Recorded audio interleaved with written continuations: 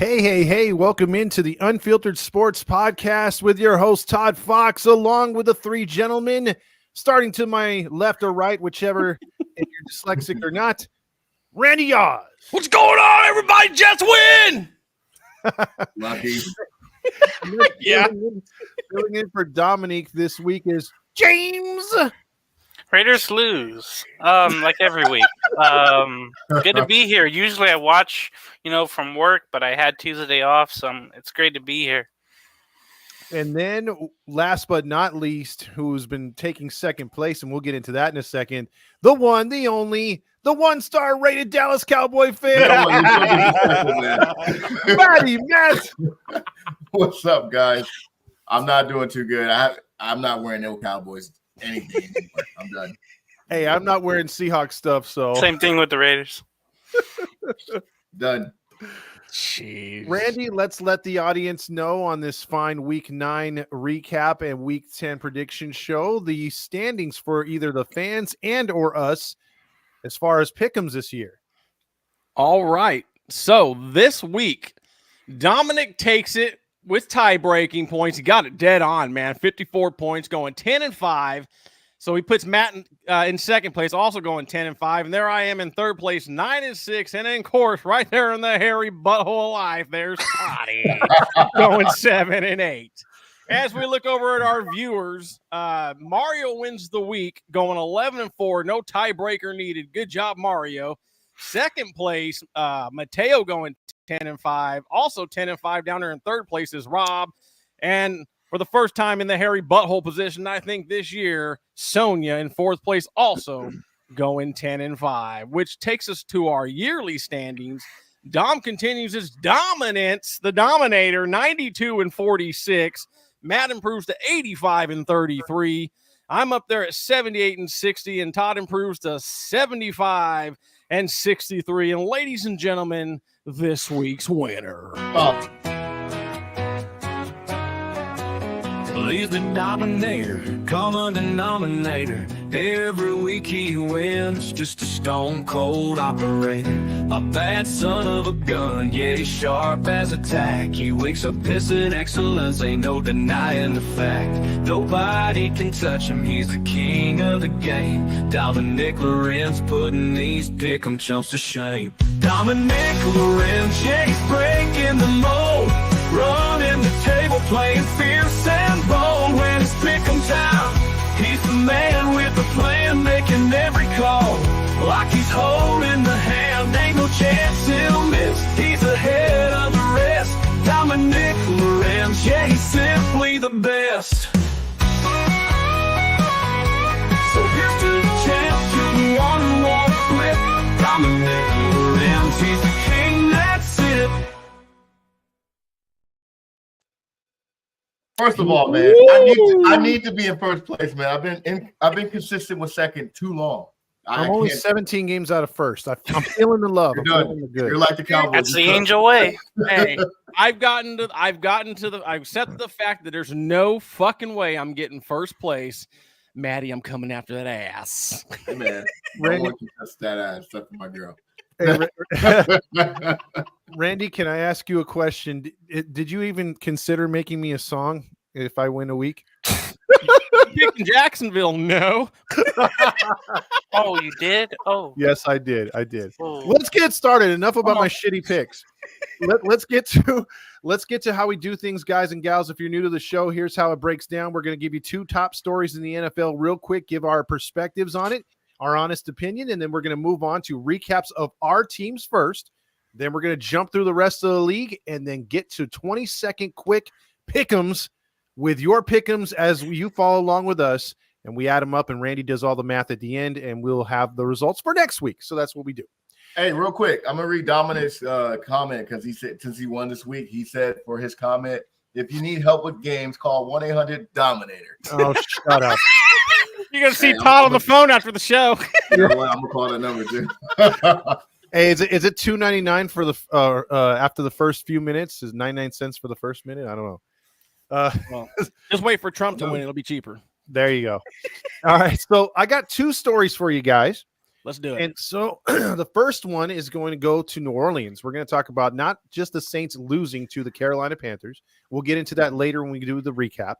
But for the comments that were said by a former receiver, Thomas, who used to play with the Saints, he said that Carr is at fault for causing Olave's injury. Agree or disagree? Start it out, Randy.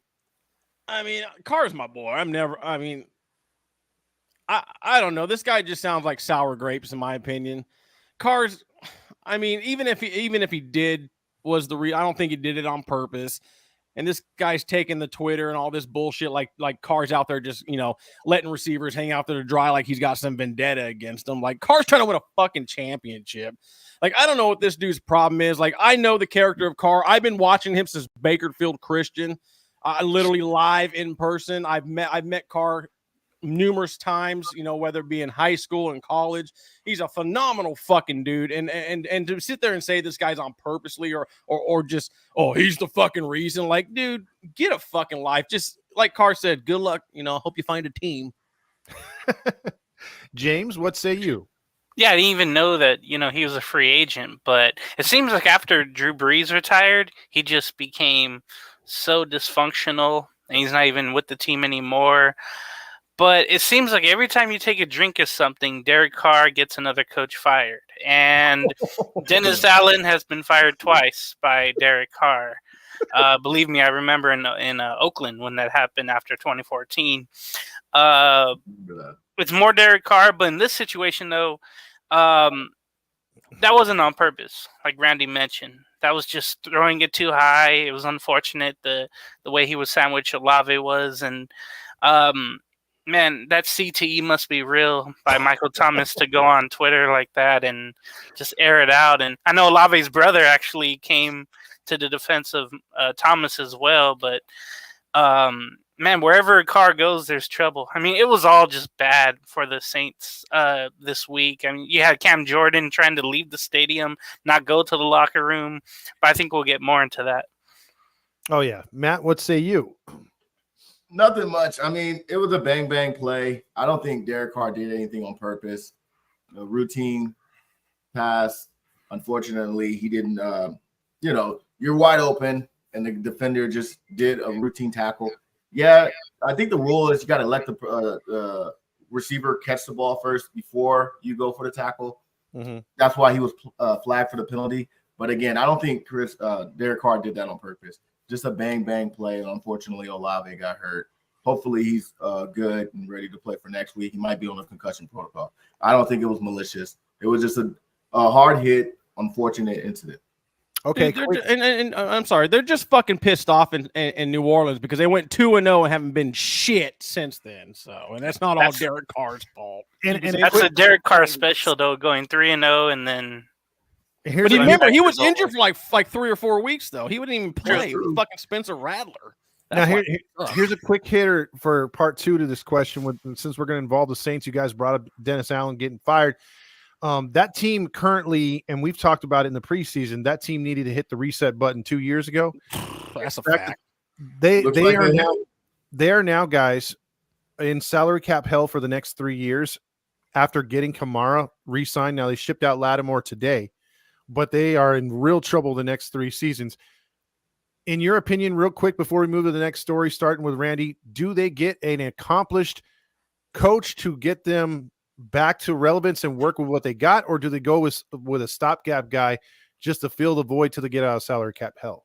Well, that just depends. You either going to have to give a guy a fucking shit ton of control, like a Parcells type deal, or you're going to have to get some kind of stopgap guy because, like I said, 3 years or so of salary cap hell. That's what kicking the fucking can down the road eventually does, guys. Correct, James. I heard they are $80 million in the cap hell next year because of the Carr contract and then Kamara, like you said, re-upping. I feel like they'll go with the stopgap guy. They had that good coach, Sean Payton, but he ended up leaving. So, my guess, maybe they go after Cliff Kingsbury since he's doing so well with Washington as the OC. I mean, someone will try to pluck him away before his popularity goes down again. I could see that. But they have so many problems. The defense is awful. I feel like they're just going to go with another maybe defensive coach, but a new voice in the locker room next year. So, yeah, I think they're going that way. Matt? Yeah, that's actually. Oh, so yeah, go ahead, Matt. Go ahead. No, go ahead, Randy. I was just gonna say, like any coach that's gonna, even if it's a respectable coach, even if I'm a new guy, I'm gonna be like, if I'm coming in this situation, if I'm gonna be like, hey, dude, I'm gonna at least need 2 or 3 years of your blessing, knowing I'm not gonna get fucking fired trying to put this thing back together for your ass. Correct. Go ahead, Matt. Sorry, bro. No, you're good. Nah, honestly, I think they should just tank it. Just get a coach and just tank it for the next 3 seasons. Even if you get a prominent coach, Kingsbury or anyone like that, they're not going to do anything. You're $80 million under the cap for the next 3 years. No one can save that. Even if you got a Bill Belichick, he can't save that. So I say hire your offensive coordinator, promote him, let him tank for the next 3 seasons, fire him, and then get you a new coach, and then go from there. Just like what we might do. It's unfortunate because that's probably what they're going to have to do, Matt. I mean, I find it hard to believe they could pull in a Peyton or someone like that, like you guys said, but we'll see what happens. You made a great point, though. I keep telling Saints fans all the time, hey, you should have fucking blew this thing up years ago, dude. Yep. Because that's real fucking ugly. Yeah, because fans, you want to see what a rebuild looks like? Check it out. Yeah, because I'll tell you this, like that's a winnable division where you don't have to be down for too long, but when you're forced down by the cap, that makes it even worse. Like Facts. You said, Randy. Facts. I mean, you got the Panthers in your division. That's very winnable. Yeah, exactly. Except this week. Moving on to story number 2, and then we're going to stay in Matt's backyard with this one. I hate to do it, Matt. I was just taking a little joke earlier, but go ahead, take it. Dak Prescott, since the Cowboys, I will say this, are a polarizing team. They are America's team. They get all the headlines, but Dak Prescott, after signing that huge deal, again, these huge deals really haven't worked out for too many teams outside of Baltimore. You look at a big contract like that with Dak, and he's down with a hip injury. The team's already scuffling. Now they're 3-5. They're going to miss him for 2 or 3 weeks, guys. Is this time to throw in the towel in the season for the Cowboys? Let me go, please. Go for it, baby. Go for it, baby. You goddamn right. It's time to throw the towel. Come on, throw the towel, the blanket, the bed, everything. It's over. Done. Look, his hamstring got pulled. I think running that 22-yard run, it might have messed it up or aggravated. So he's out for at least 3 weeks. Cooper Rush is a solid backup quarterback, but again, he's just a backup quarterback. I'm done with the Cowboys this year. I'm completely done. Prescott should not have got that big contract. I'm sorry. We should have just tanked this season. We should tank for the rest of the season. Who cares what we do from here? Get a nice draft pick and start over and rebuild. We went 12-5 for 3 years straight. You are who you are, man. You are who you are. And Jerry Jones thought we could be 12-5 for 4 straight years, and he thought we didn't need to. No, we're done. It sucks that he got hurt, but again, those big contracts, this is the risk you take because, now you're cooked.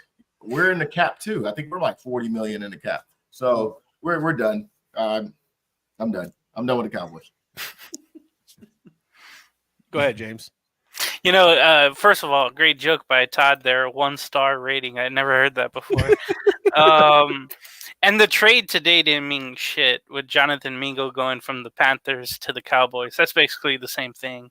With Dak, I know he had the finger injury and then the hamstring injury. They caught him on the sideline saying, "We fucking suck." And I just love seeing that because it shows a real player's thought of, what they are. They're almost like America right now, where it's like, they're America's team, and you can kind of see both, failing right now. It seems like the only good player they have right now, or the one that's going to play through things, is CeeDee Lamb. He had that shoulder, and he was out there catching that 2-point conversion late, and you just tell he was just hurting like crazy. Jerry really doesn't know what he's doing, it seems like. McCarthy should have been gone. And I don't know if you agree with this, Matt, but maybe 2-3 years ago, he should have been let go. I know Jerry doesn't like to make those moves until the contracts are over, other from Jason Garrett. But from that, it's it's been the same thing over and over again. You lose in the playoffs, or you fail miserably and don't get in. Right now, yeah, you might as well just tank. Well, Matt, let me ask you this real quick. If you get a top 5 pick, who would you go after position-wise? Like, what do you really, really need? Do you need to shore up with the defense because Parsons doesn't want to play, and then Lawrence keeps getting hurt up front? Where would you go with that first-round pick? First of all, whoever we pick, we need to clone him to put him in all different positions. We need help everywhere. We need another wide receiver. We need a running back. We need an O-line, and we need some defensive line. So if we can clone him, put him in all those spots. But if I really want to get someone, honestly, I would get an offensive lineman because those are hard to come across. And even if you have an Ezekiel Elliott, you have a good offensive line, he might get you an extra 4 or 5 yards. But I'm going with the lineman. You can trade and get a running back. You can trade and get a receiver. They come a dime a dozen. But I'm definitely going to beef up that O-line because that's what's really killing us. Yeah, Ezekiel Elliott sucks too. He's old and he should probably retire. I mean, he'd even make the trip. I'm wondering why he'd even make the trip with the Cowboys. Was him and Dak having a fight or something? And Dak decided not him to go on the trip. Earlier last week, he did complain about playing time. He said he's not getting enough touches. But I don't blame. I wouldn't give him 2 touches unless it's a goal line 3-1. Yeah, at the goal line. Yeah, I'll give him that. He's a bruiser. But here's the thing, Matt. I think your team and my team are eerily similar because we don't put any kind of stock in either part of the trenches. And we got talent everywhere else but the trenches. And I think that's where we win and lose. That's where the Cowboys lose when they can't stop the run. They can't rush the passer. We can't, we could stop the run, but we can't rush the passer. And then we can't block for shit. And you guys can't either. So, I mean, that's where it's won and lost, and I think, man, I feel bad for you guys, man. I mean, the Cowboys shouldn't be in this position, but it's like we've been saying for years, man. I mean, I think, what's his name? Your owner, Jerry Jones, is like the Artie Moreno, but with playoffs. You know what I mean? Like he's general manager, coach, and he cursed us, man. Yeah, he has. And I agree with Mario. I'm not officially done. I'm still a Cowboys fan for life, but I just can't root for them this year. I think what it is, Matt. I think you got the same thing I do. I'm not done with them as far as like a team. I'm still going to watch them. You're still going to watch them. Come on, now. You know you are. But I think we're done thinking they're going to make the playoffs because that's where I'm at. We still got a slim chance now. It started in Oxnard with the training camp. Remember, there was like empty bleachers. I know it was a weekday and it was kind of warm, but I think fans were pissed at the Dak situation. The Lamb situation was there, and Jerry was hesitant to sign Derrick Henry, and look what he's done. So I think Cowboy fans all of them are just pissed right now. Agreed. Yeah, I mean, you sunk all that money into the quarterback and the receiver position. You didn't really do much with the offensive line, and you have no fucking running game. Like you can't like I've been there, with the Jets not having a fucking quarterback or a passing game. Like teams aren't going to respect you if you're one dimensional. Yeah, you might get a leg up early in the game, but after they make adjustments, you're fucked. Yeah, they start blitzing the team off. Forget it. As far as Jerry Jones, yeah, that motherfucker's atrocious. He is so dead stuck in the 90s, dude. I agree.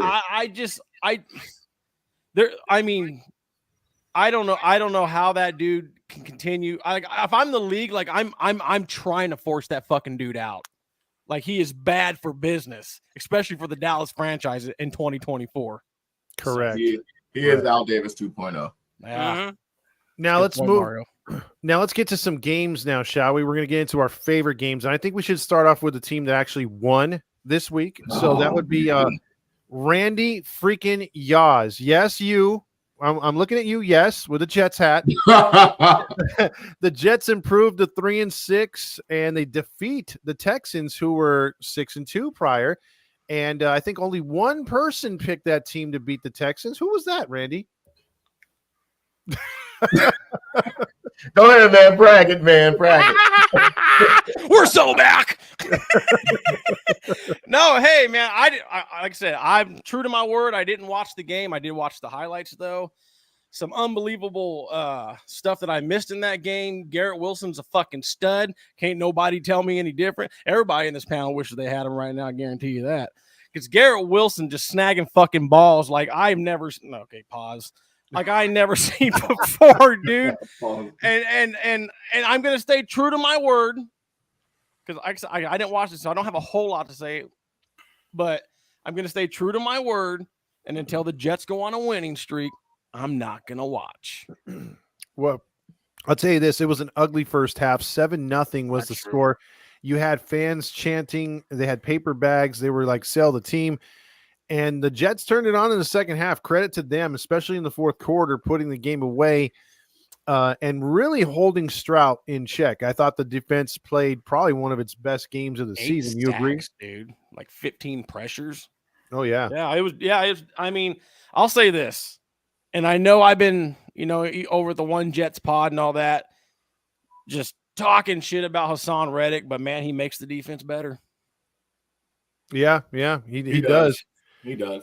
Aaron Rodgers' best game as a Jet, 22 of 32, 211 yards passing, and 3 touchdowns. How about it? Any comments on this game, James or Matt? Yeah, I think mostly about the Texans. I feel that C.J. Stroud, and he's having a sophomore slump. I know you could blame injuries. You could blame not having Nico Collins. And then now Stephon Diggs is out for the remainder of the season. And that really hurts because that was going to be the thing that catapulted them to the championship game possibly. So that really hurts them. At least they got Mixon back. He had a good day on the ground. And then basically all they have in the receiving corps right now is old Robert Woods, Schultz, the tight end, and then Delk, who had a really good game. I think he had 6 receptions Tank Dell, excuse me, 126 yards. They were going downfield to him. But that's pretty much it. Like, it's you're taking away the best weapons they have, and then all of a sudden, they're still going to win the South, but hopefully they don't get to that point where they're the Jaguars, where they just come just unraveled. We'll see if that happens. Jets needed this win, and they got it. Luckily, it was on. They finally won on prime time at home too. That was always a big thing. Everybody said, "Oh, the Jets and Giants are horrible." Prime time at home, don't want to see him again, but they needed that, and having Garrett Wilson show off like that, the one-handed catch was amazing. It reminded me of Odell's on the other side of the end zone. Or, I'm sorry, on the other side of the end zone and in that same end zone. So that was an amazing catch, and the Jets really needed that, basically.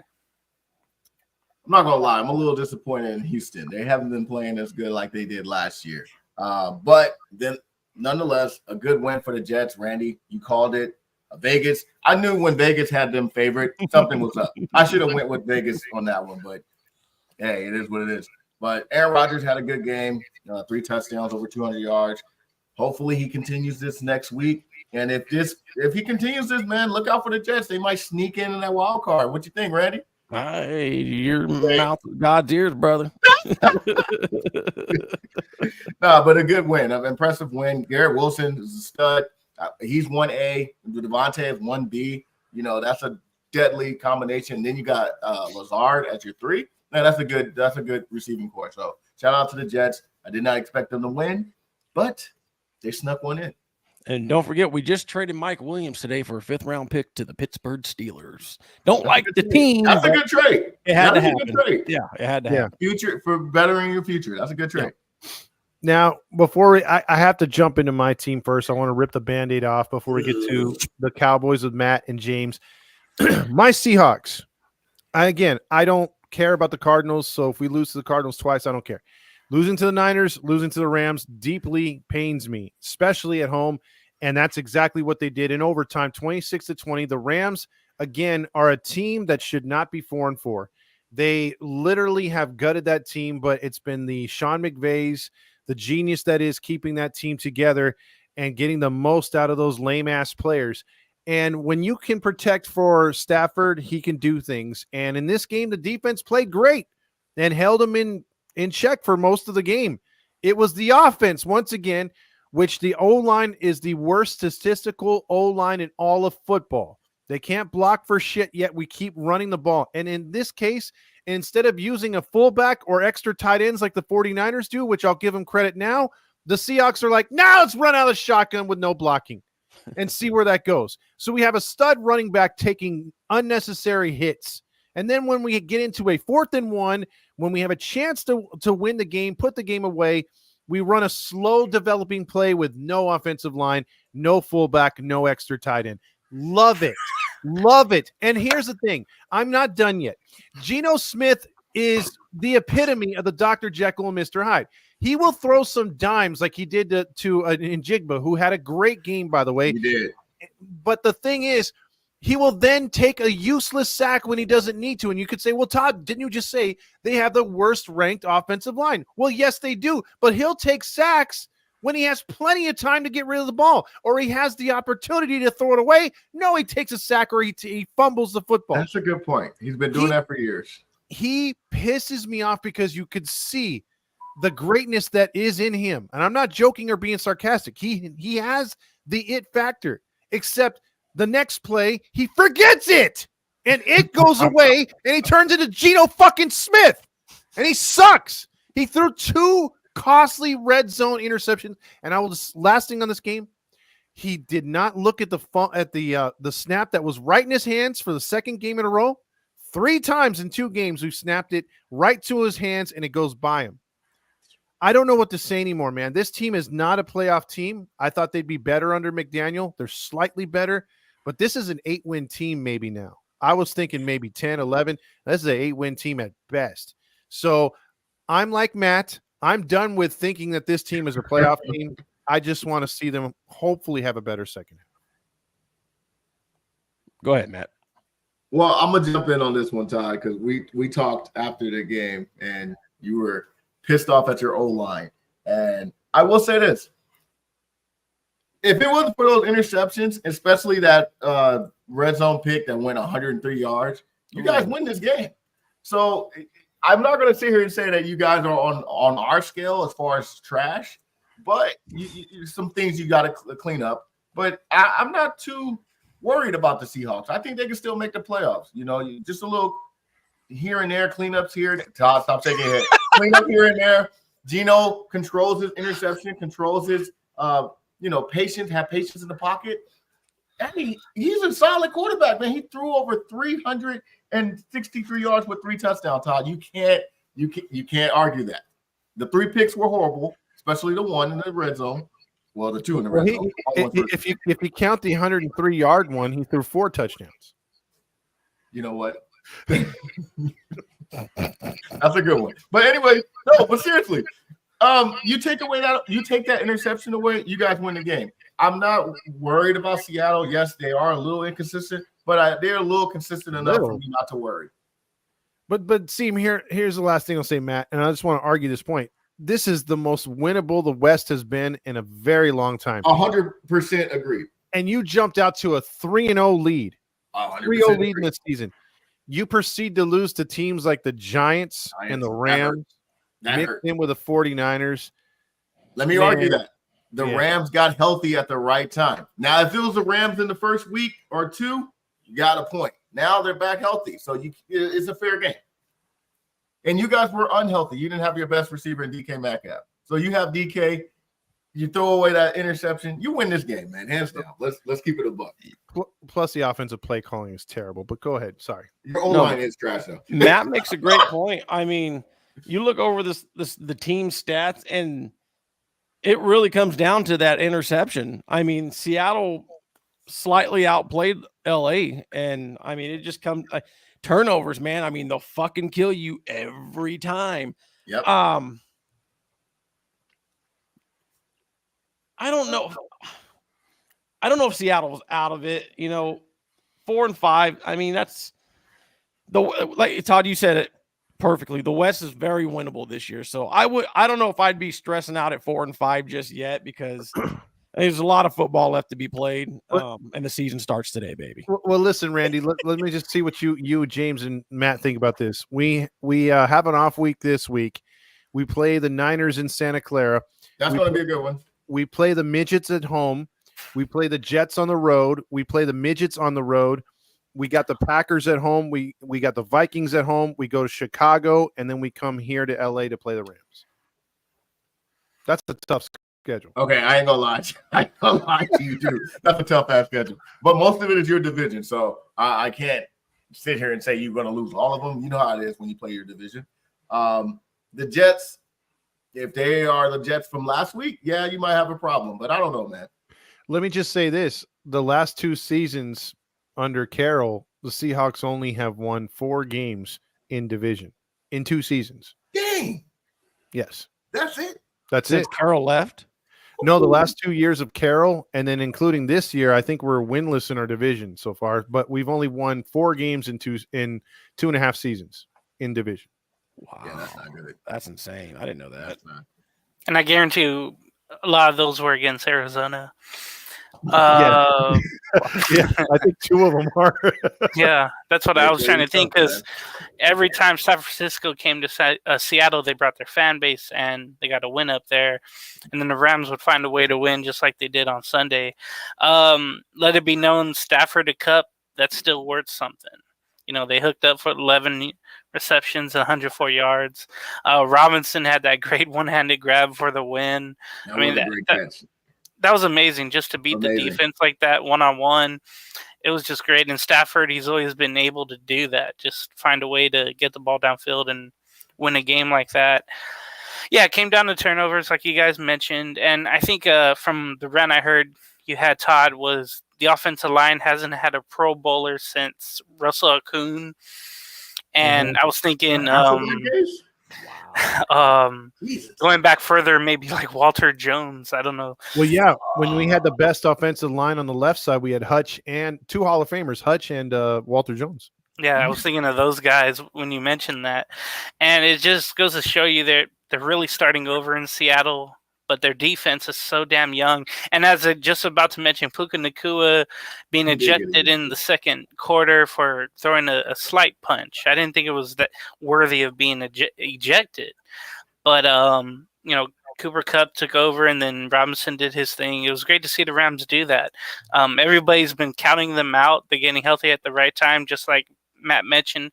And then their young defense with Verse and then the other dude up front, they're making plays up front. They're getting to Geno. They're getting to the quarterback. And you just got to love what they're doing. And they also made a trade. They traded Tre'Davious White to the Ravens. I guess he wasn't being used as much. He's been often injured with the Bills. So the Rams even get younger on defense today. Yep. So, yeah, shout out to the Rams. They're making it interesting, but also shout out to the Cardinals, and we'll talk about them later. Anything, Randy, or should we move on to the next game? Yeah, go ahead. I'm having a little bit of difficulty up here. Okay, let's move on to Kirk Cousins and the Falcons getting it done at home. There was not an open window here, meaning the Cowboys and Falcons scored at least once in every quarter. This game was kind of back and forth, but it was tamed a little bit by the fact that Dak Prescott got that hamstring injury that we talked about earlier. But in this game, you never quite felt like, even with Dak, the Falcons were in trouble of losing this game. Falcons kind of put a whooping on them, Matt, man. What's your thoughts on this game and the Cowboys in general? What is there to talk about? I mean, I picked the Cowboys to win, and the reason why I did is because of the history of Kirk Cousins. Him against the Cowboys has not been good, so I based it off of that, just strictly that. Outside of that opening kicking field goal where we was up 3-0, it was never close since then. We did have some mistakes. We lost some coverage. Mooney wide open in the end zone to catch that 36-yard bomb. That was horrible. We caused some turnovers, but we didn't capitalize. Dak Prescott threw some interceptions. Not an interception, but he didn't capitalize when we had the turnover. And you can't go 3 and out against teams when you're struggling. You just got to get in the end zone, in the red zone, kick a field goal, touchdown, something. You got to capitalize on turnovers. And when you don't, it sucks the air out of your defense, and it sucks the air out of the team. So, real quick, I ain't got nothing else to say. I'm done. I'm not picking the Cowboys for the rest of the season. I'm with Randy on this one. they're trash. And so I hope this injury. You never know. Cooper Rush, when Dak Prescott got hurt a couple of seasons ago, he went like 5-0 until we went against Philly. So hopefully he can rejuvenate this team. We'll see. I don't believe in it, but let's see what we can do. I have no faith in the Cowboys this year. Good win for the Falcons. I'll say this, man. It's just like the last game we talked about. I mean, the Cowboys basically outplayed Atlanta. This is why I say if you had a fucking running game, you'd probably win this game, brother. You'd probably win, if not being the most of your fucking game, but being one-dimensional always comes back to kill you. You know what was the most embarrassing stat that I heard that game? When Dak Prescott scrambled for 22 yards, did you know that was the most yardage we got all season from anybody? That's insanity. Damn. That's sad. That was we didn't run for over 15. I think it was over 10 or 15 yards, period. We had no plays of over 10 or 15 yards. He scrambled for 22. Wow. That was embarrassing. Horrible. But yeah, sorry. Go ahead, James. Yeah, I'm in the same boat pretty much with the Raiders as Matt is with the Cowboys. But yeah, I guess I just want to talk about the Falcons. I'm kind of buying stock in them as long as they don't turn over the ball. But Cousins is, spreading the wealth with the offense weapons that he has. It's great to see that. The running game with Bijan Robinson is really great there. And Al Jazeera running for a touchdown as well. But you have Mooney, Robinson, McLeod, and London. Just Robinson didn't catch for a touchdown, but he ran for one. So you love seeing that. They have one of the best kickers in the league, and as long as they keep it up, they could win the South. I know the Bucs showed well, but if they were going against each other, I would have to go with Atlanta. And they showed that after that 3-0 lead, once they got their lead, they were not going to give it up. So it was a good win by Atlanta. Usually they would falter in those situations like they did in week 1. But maybe they learned their lesson. And Kirk Cousins right now is one of the hottest quarterbacks. He threw, for 5 touchdowns last week? He threw for, 3 this week. So he's just been on fire. But he's not the hottest QB in the league. But he's really good right now. And who would that be, big game? Jared Goff. Yeah, I would agree. That dude's a You know monster. His numbers are so flawed. He is the hottest quarterback in the league, but he's throwing like 80 to 100 yards a game with 2 touchdowns. He's consistent, but it you know what I'm saying? Like, it is consistent. He'll go for 14 for 14 for 102 yards and 2 touchdowns. It's consistent. But for fantasy-wise, it sucks. We know who Matt's quarterback is. You got that right. He gave me 9 points, and he won. It's a different system, I think, from when he was in LA where they would go downfield. Here you have low dump-offs, and it's yards after the catch. It's different in that way, but it works. Yeah. That is true. I just want him to get more yards. That's all. Falcons are a scary team. I'll agree with you there. I picked them to win the division. Now let's move on to James. the Raiders. Another week, another coordinator fired. 2-7, 1-4 on the road. This game was close for a while, but then the Bengals realized they were playing the Raiders in 24 second half. Yeah. Sorry, Jane. No, it's true. Yeah. Go ahead. The Bengals blow them out 41-24. Yeah, it started off with a good first drive, like every game has. They were up 7-0, and you thought, okay, they'll stay in it maybe, but that didn't happen. The Bengals woke up and they realized, and Joe Burrow, even though he looked pissed off, he threw for 5 touchdowns. It seems like he has a good game every time against the Raiders, but this was a game where you saw both quarterbacks come in. Minshew left the game, and Desmond Ridder, who I never wanted to see again on the NFL field, played. He did throw for a touchdown to Bowers, the rookie tight end, who's probably the only bright spot on the offense right now. The biggest bright spot, I guess. But it came down to game planning, and you mentioned the OC who was fired, Getsy, where it started off, once he was hired, I knew him as only a screen pass guy with the Bears with Justin Fields, right? I think Mario would attend to that. Where, okay, we don't have that type of team with the Raiders. We have, long pass threats. When Adams was there, he knew he wanted to leave. But you have Myers, you have a good tight end set there. But the play calls were awful. There were times when the team cheerleader, Antonio Pierce, would come over and tell Getsy, like, hey, what are we doing with the offense? Try to intimidate him on the sideline. But you just tell that was never going to work out. And who they also fired, I think, 2 other coaches offensively.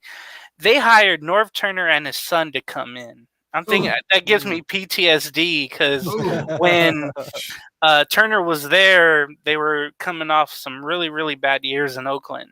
I mean, there was that 2-14 year with Art Shell in 2006. It kept going with Norv Turner after he was fired with the Chargers. So it's PTSD for me having Norv Turner back in the building there. I don't care if it's a different city or not. I never wanted to see him or I don't even know where his son's been, but I just don't want a mind like that with the Raiders again. They keep going back to their roots, and it's just dead roots. So, the defense, was the shining moment of the season, but it's not anymore. It's like Max Crosby and a bunch of trash around it. It really is. It's like that meme where it's that expensive-ass car in a trailer home. That's what it feels like right now with the Raiders. I thought Max Crosby was going to get traded my today. front porch is a meme? No, I'm just kidding. The running game was non-existent. Jacoby Myers was doing great. But again, Bowers had the catch. But it was more of the Bengals waking up and realizing, like you mentioned, Todd was like, hey, we can do whatever the hell we want. Go ahead. Go ahead. No, I was going to ask you a question, James. Do you keep Antonio Pierce? No. Okay, so that gets me to the next thing. I think. All right, let me. I know he has one more year left, but you need to redo this thing right now with Tom Brady coming in, which also I have PTSD about. What the hell? It's amazing. And then he is restricted from saying anything bad about officials when he's on Fox too, and he can't join the meetings or whatever. I wish he would quit that and spend time with the Raiders. Also, his old baby mama became another baby mama this week as well. So it's all bad. Antonio Pierce, like I mentioned, it's amazing what a year brings. I think it was week 9 last year when McDaniels was fired. And then the next week they play the Giants and everybody's smoking victory cigars. Like that when it come back to haunt them. And then remember in Costa Mesa, the training practice they had, Raider defensive players had a Kermit the Frog puppet and, making fun of that. I'm here. That was disrespectful. I was like, oh, you don't think the Chiefs are going to see that? Like, and I know the game was close last week, but they're light years ahead of us, so it's just weird. With Antonio Pierce, he's not a good X's and O's guy. That's why Marvin Lewis was there. He had a homecoming. Well, he's a good X guy. I mean, ask Devontae. It's weird how that went personal and what he liked something on IG, which was awful. And you don't want your head coach being on social media. I don't care if it's a new generation or crap like that. It's just all really bad with Vegas right now. And with Antonio Pierce, like I said, there was the two games in LA, he had a chance to go for it on 4th down, lay in the game down 2 scores where he really needed something. And he elected to punt or kick a field goal. And that's something I always remember with him. And the players were behind him last year. They're not with him this year. That's a defensive-minded coach for you, man. Yeah. Me off. As a Jet, sorry to interrupt you, buddy, but as a Jet fan, all we hire is defensive-minded coaches. So I'm so used to that, brother, and I can understand how fucking frustrating that is. And then when the defense isn't good and holding up their part, you're going to lose games like you did on Sunday. Yeah. And it's just a mess. Like I think Pierce is going to last the season, but they're going to realize, oh, he was just a glorified cheerleader. Marvin Lewis is there to be kind of his assistant, and then you have Tom Coughlin as an advisor. but you could just tell none of that really rubbed off on Pierce when it comes down to basic decisions that you need. So it's a good game for the Bengals to get hot after. I know they play on Thursday, but they had a preseason game on Sunday to get ready for that Baltimore game. It's just a mess with the Raiders. That's all there is to it. Yeah, it's a shame because I thought the Raiders would take a turn for the better this year, at least be competitive, and they just haven't been. But it just goes to show you they should have drafted a quarterback. I think Minshew was not the answer. Oh yeah. So when you have three quarterbacks that you've benched or have got injured or that you keep switching around, that means you don't have a quarterback. That's right. And that's always been the damn problem. I don't know if they'll tank enough to get Shadur Sanders or Cam Ward out of Miami. But it feels like they need like a Jaden Daniels prototype. And I know they could have traded up to get him somehow, but Washington wasn't going to do it anyway. Right. And there's no one like that in the draft this year that I feel like. That was all last year where you had all the good quarterbacks. Yep. So the Raiders are really screwed when it comes to that. But they're in prime position to get a top 5 pick. Correct. Yeah. So it's play for next season. So the next 5. There you go. So with that out of the way, now we've talked about our teams. Let's get into the rest of the league. And I think one of the most underrated games and one of the best games turned out to be in Buffalo, as the Miami Dolphins and Tua, the traveling concussions, went to Buffalo. They fall to 2-6. Buffalo improves to 7-2, 4-0 at home, as Josh Allen pulls it out at the end, and they win 30-27 on a 61-yard field goal. Go ahead, Matt. I was going to let you get started off, Randy. Oh, it's Buffalo, baby. I kind of figured that Tua would come back a little rusty. He came back and balled out, man. Mm-hmm. It was, like I said, it was real close. It came down to that last second field goal or whatever. The Dolphins are a different fucking team when Tua's out there. He's just gotta stay on the field, man. Excuse me, sorry. 2-6. Yeah, I'd say it's. Even if the Dolphins play well the rest of the way, I don't know if they can win as many games as they need. I think it just might be a little too late. And to be honest with you, you have to play this guy for the next at least 3 to 4 years because of the big contract you gave him. Yeah. Mm-hmm. And dude, I can tell you right now, he's probably gonna miss more games. And I don't wish that upon the guy. I hate the fucking Dolphins. But yeah, I'm with you. I gotta admit, I picked the Bills to win, but it was closer than I thought. But you're right, having Tua on that team does make the Dolphins a lot scarier. And I think he's really playing for himself. I don't think he's playing for a playoff because I'm with you, Randy. I think it's too late. They're 2-6 right now. You would have to win the next 8 games in a row to even fight for a wild card in that division. So I think he's kind of playing for himself, playing for the next season, and just keeping his team afloat for the future. I don't think they're ready. They're going to be battling for the playoff. But again, good win for Buffalo. It was closer than I thought, but hey, I got the W though. Yeah, he did. Yeah, I knew Buffalo was going to win. I didn't expect it to be that close until I saw the injury report for Buffalo when Amari Cooper was out, and then another receiver was out as well. So I kind of knew their offense would be hindered a little bit. Allen would have to do more on the ground, but he didn't really do that too. So credit to the Miami defense. And I think we all cringe a little bit when we see Tua leave the pocket. It's especially up the middle. One thing he can do is just throw the ball away and play another down. But I was kind of shocked by the score. The fact that the Dolphins are leading by, I think it was 7 at one point. Tyler Bass, he's been kind of up and down this year, and for him to make that 61-yarder with the wind, I think that's what helped him too, because it was good by 65. So that was great to see that because he needed that. Because there was a little lost trust in Tyler Bass as of late from what the Mafia was saying, and that did come up really clutch there, and they needed that. Divisional game, though, as Matt always says, you're gonna have tough ones, and it was that.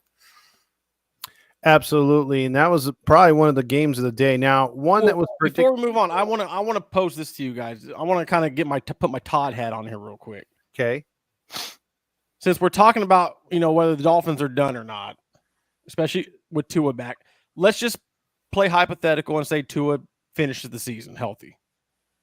They got the Rams this Monday night. Then they got the Raiders at home. Then they got the Patriots at home. Then they're on the road against the Packers. Then they're at home against the Jets, on the road against the Texans, at home against the 49ers, on the road in Cleveland, and they finish out the season against the Jets. I got them winning the last 6. I got them winning 6 of those games. Ooh. Okay. I ain't gonna lie to you. I'm gonna say how I think what was it? Randy always mentions they falter in December. I feel like that's happening early with the Dolphins. Again, I think it comes down to Tua if he's gonna stay upright or not. You've seen how they play without him, where they don't do anything. Nothing. And then with Tua, they get the ball at least downfield somewhat. They use Tyreek and Waddle like they did on Sunday. I'm going to say they miss out on the playoffs. I think the Jets overtake them like they are now. I think they miss out on the wild card. Yeah, I think they finish 8-9. I don't think they make it. 8-9 for me. Yeah. Maybe 9-8. Yeah, we'll see. I'm glad James brought up December. He's 100% correct. They suck in the fucking month. Oh, they do. They do. I think Randy was just looking for reassurance, but Chargers. Chargers. They'll have a better record than your Jets. I'll tell you that one. I'll tell you that right now. Oh wow, we'll see. Yeah, we'll see. Jim Harbaugh's Chargers went into Cleveland, and last week, if you watch the show, we were giving Winston love fest. We thought this guy would turn around. We all want him to be better. We all want him to catch on. We thought that he was making the right strides. He looked great against Baltimore, but did the exact opposite against the Chargers. And don't look now, guys, but crazy stat so far this season, the San Diego Chargers have given up a season low. They are the number 1 defense in the league of only 101 points. That's crazy. That's crazy. They were giving up 91 prior to this game. They only gave up 10 to the Browns. 27-10 is your win. This game shouldn't have been that close. Go ahead, James. Did James freeze? On Sunday. So, yeah, the defense, when healthy, when you have Bosa, when you have Mack, you could just and Darren James, and then they have some young studs on that team as well, the linebacking core and the secondary, like Gilman. He also had a pick as well. But, yeah, they had, 6 sacks. They had 3 interceptions. And I think for the Might have to pick that one up, Matt. Yeah. We lost real quick. I was just going to say this. The Chargers are one of those sneaky teams that have been playing mediocre, but still good at the same time. Does that make sense? I didn't realize their defense was that good. Only giving up 110 points for the whole season. That's really good defense. And I got to give credit to Harbaugh. But I will say this. J.K. Dobbins have been a gold mine for them, man. He had plagued with injuries over there in Baltimore. He comes over here to the Chargers and just been killing it. I thought them losing what's their running back they had last year? Eckler. Who? Austin Eckler. Eckler. I thought losing Eckler was going to be hurting them, but when they signed J.K. Dobbins, I'm like, he's injury prone. Dude has resurged his career just like Saquon Barkley, and I got to give the Chargers credit. I know Rally Chris is over here talking. I know he's happy, but yeah, give the Chargers credit. I thought Jameis Winston was going to resurge his career, but it didn't happen. So I think I picked the Chargers to win, so I'm happy. No, yeah, I mean, I know I've been giving the Chargers a lot of shit. they're not as dynamic on offense as this game would maybe lead on. I don't think. But that defense, solid fucking defense, it's going to keep them in every game. I say as long as the Chargers can score 20, 22 points, they're going to be a tough ball team to beat, man. Yeah, they are. They're going to be a ground and pound, and they're not really having that open up offense like they did before. So they're limiting their mistakes, and their defense is keeping their offense on the field. So kind of looking like that 2010 Rex Ryan Jets football team a little bit. I don't know about that, but well, maybe without the brashness. No, but that's what the Jets did for 2 years. They grounded and pounded the shit out of you. Didn't do a whole lot in the passing game because they didn't need to, and they kicked your fucking ass on defense. Yeah, that's how we made 2 back-to-back AFC Championship games. Now we move on to one of the who gives a fuck game of the week, and that's the Patriots at the Titans. Ooh. And the Titans got their first win at home, and the Patriots continue to just meddle around. But this game was actually pretty good. It went to overtime where Mason Rudolph, yes, that Mason Rudolph, the one that got his head bashed in, he beat the Patriots 20-17 in overtime. Yeah, this game was fucking boring, bro. I don't know what the fuck you were talking about, especially that first half. Maybe not as boring as the Jets Texans game, but yeah, I mean, I think didn't May go out in this one with a concussion or concussions like symptoms or something like that? Yeah, something like that. Yeah, I mean, I think if May sticks around, they may win this game, 24-20. It's just a battle of 2 really shitty teams that are probably going to be picking in the top 3, come April or May, whenever the draft is. So, yeah, in my opinion, this game lived up to the WTF game of the week for sure. So, that was a nice preseason game that we saw in Tennessee. That last play at the end of regulation just looked like one of those preseason games where, you would cut all those players that are on the field except the quarterback who made the play. And Drake May, credit to him for getting out of the pocket, getting back in, the 2 tight ends coming right at him, and he's able to find Stevenson somehow, and they tie it. But then he threw a pick in the overtime session that really hurt, and that gave the Texans the win. Credit to Tony Pollard getting his money, but not getting the wins. And it's something Dallas is really missing, I think, is a healthy Tony Pollard. But yeah, credit to Titans for screwing up their draft status. Yeah, that was definitely a Titan loss right there, if you want to say, because you want to get that number 1 pick. They're kind of doing things like other teams we've seen that have blown their draft stock. Hold on. I think they can still get the draft pick. That was a definitely good pick-me-up win to make them feel good, to let them know that, hey, you guys are still football players. Yes, we're tanking, but go out there and play hard and get a W. So I like that win. That's probably going to be the only win they get for the rest of the season. But it was kind of good. It was kind of He didn't believe a fucking word he just said. First of all, man, don't be so disrespectful while talking, man. God damn it. Come on now. I picked them to win, so I like that. I will just say that Matt is captain, like positive. He likes to keep it positive. So, hey, man, I'm like Captain Planet, man. The power is yours. Oh, geez, this guy. Now we move on to a team called the Commanders, but we all know them as the Washington Redskins. And for the first time since 1996, they've had a record of 7-2. It's been a long time. Wow. Giants improve at home, if you want to call it that, to 0-5 under their overpaid quarterback's head. They kept it close, but in the end, the rookie, he's already got Rookie of the Year. I'm just going to ask you guys this. Is he sniffing MVP to you guys? Somebody take over. I'm going to look up some stats. I'm going to say no, real quick. No, just because I think Goff has better numbers. Jackson has better numbers. And then those teams are better than Washington. But is he in the conversation, James? I don't think he's going to top win. 5. Yeah, top 5. Yeah. Okay. Because I don't think all of us would pick him to win it per se. Mm-hmm. I think Rookie of the Year is his, but I was just trying to get your guys' thoughts. Does he break your top 5, top 3 in the MVP?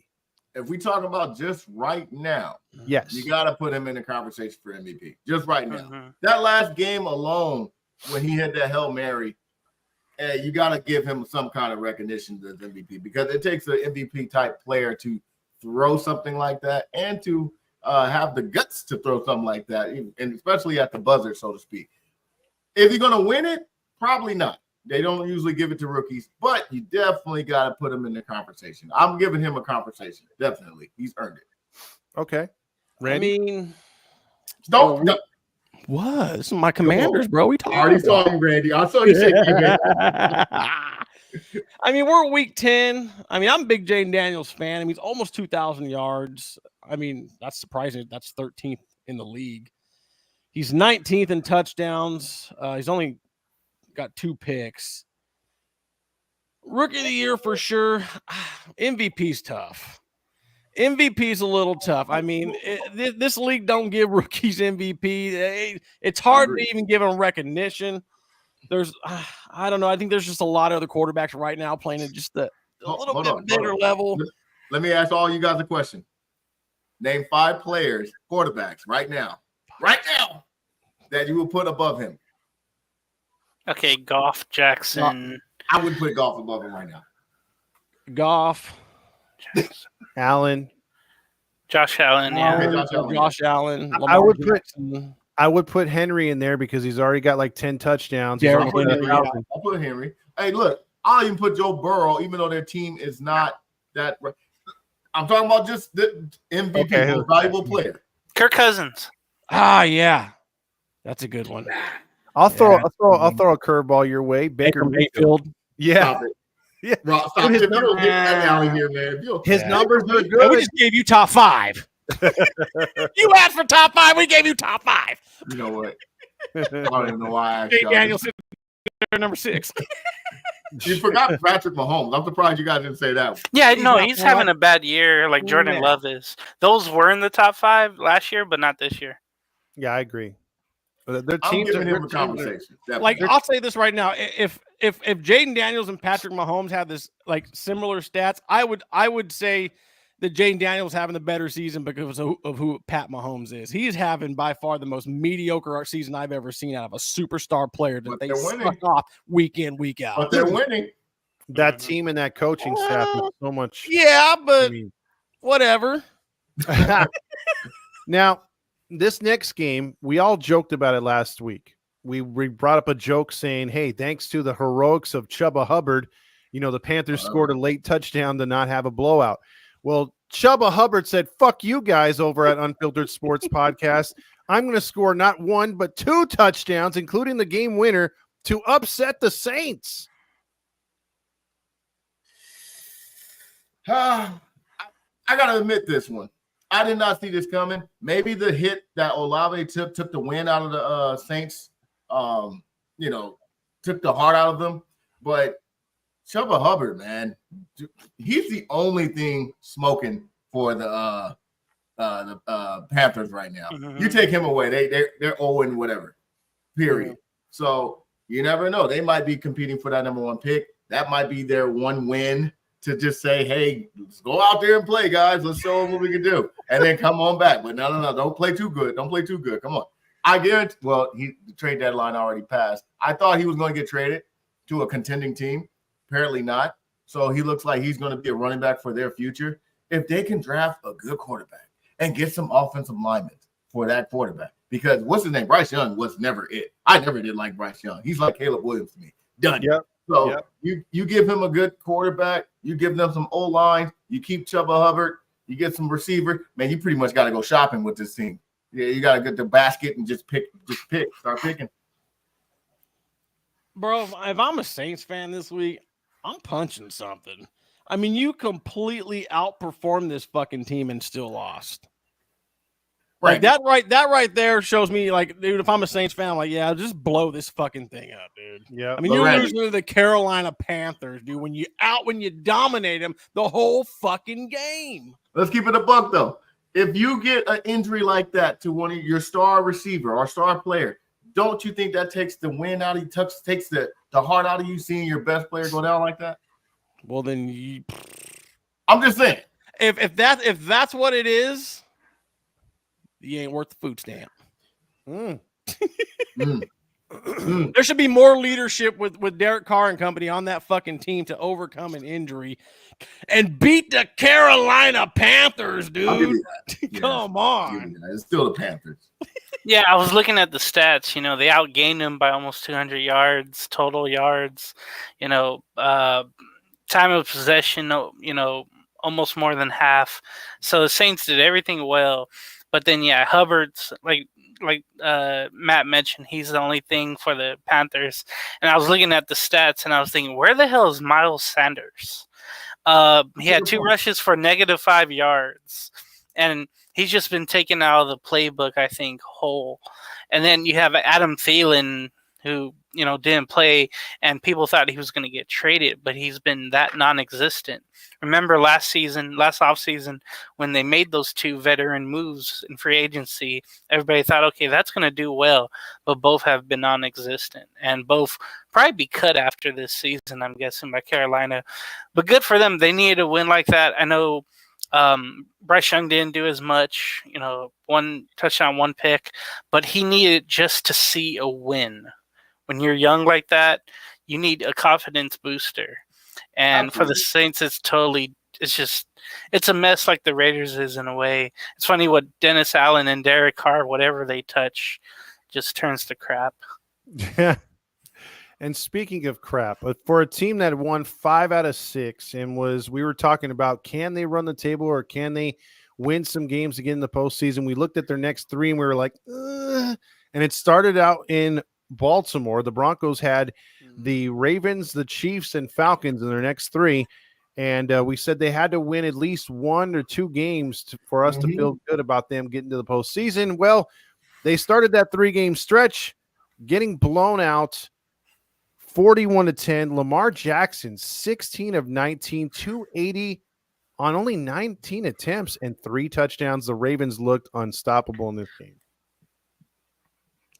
I mean, look, I didn't believe the Broncos would beat the Ravens. I think they got the Chiefs next in one of those 3-game stretch. So that's 0-2 in my opinion. I forgot who was their third team, Falcons. but I thought who?